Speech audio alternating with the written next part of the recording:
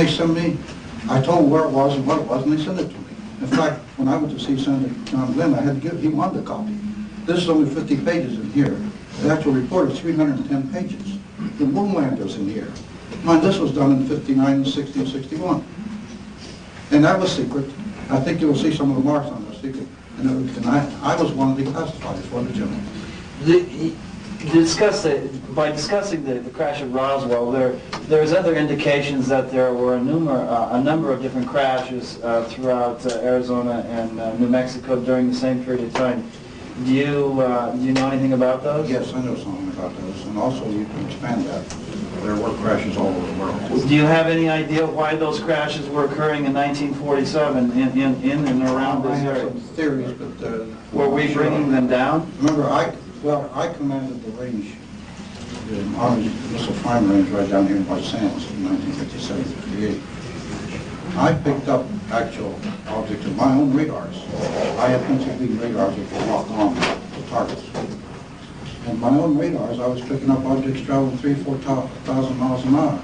And the boys would report back to me that once it accelerated, the lock would break. The radar couldn't hold it. And so every time that would happen, I would call them and send me the tapes, because we had tapes which took the whole flying sequence and recorded it so we could go back later. I told them, send me the tapes, and I checked them myself. And it was accurate. There were items traveling that fast. Now, possibly they were a little bit afraid of our radars, because we had, for the time, we had pretty powerful radars.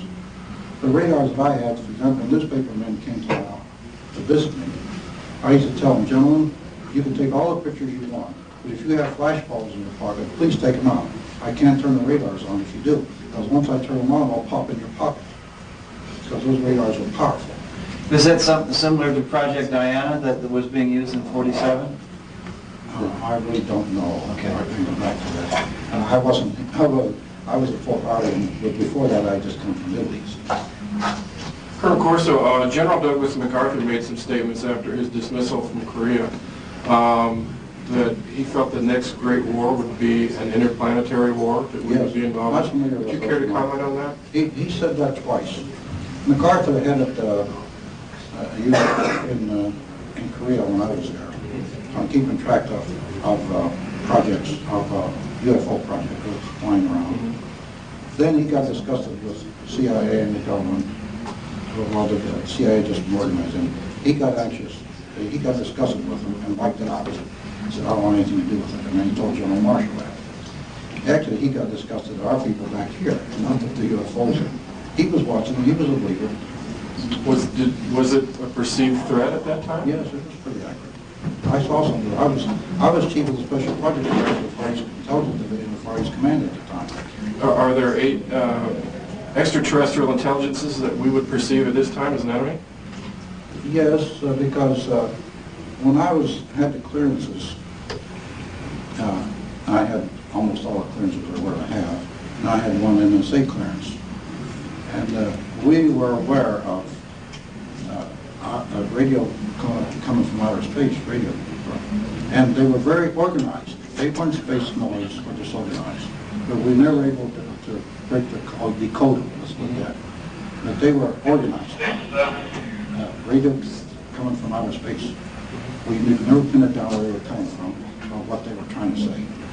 And then the project signed, and did spend a lot of money on that, and they still are, I think. In the 50 years since Roswell, do you feel like our government or the Pentagon is trying to get technology to put us potentially on par with extraterrestrial military threat? I think we succeeded in part of that. I have some pamphlets, which I've never shown, written by General Britton, that he was at Army Materiel Command, one of the General Trudeau's better friend, and he discusses laser, which I think was our number 2 in the importance of the project. And we made, that started in 1960. General Beach, who succeeded General Trudeau, even made that statement. And all the pamphlets I had that the Army sent me lately go back to 61, 60, 61 on laser. And we had a lot of developments. We made some pretty striking developments. We had to be awful careful with the laser. The weapons we're making, it can pop your eyes in a second. They just pop and go blind. And we made some radar beams that were pretty powerful, laser that were pretty powerful. Speed, no lead time. They were, the beam got there at 300,000 kilometers a second.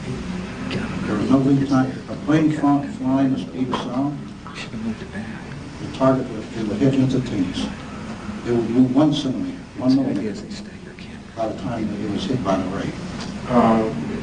Is that the purpose of Star Wars, the Star Wars umbrella that we have? Yes.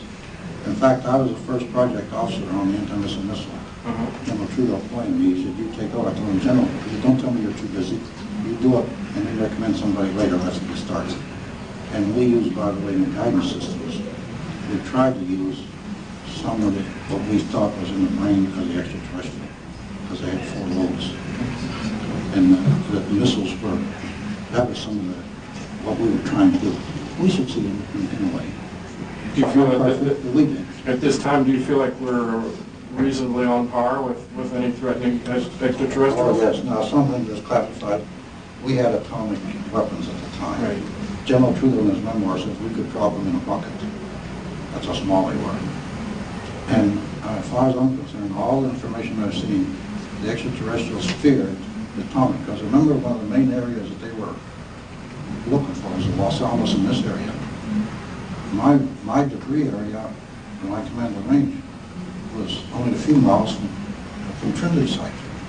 I was right in that area. And I think the extraterrestrials maybe no. Now, in research and development, when we worked this, we had a lot of people asked, were they hostile or were they friendly?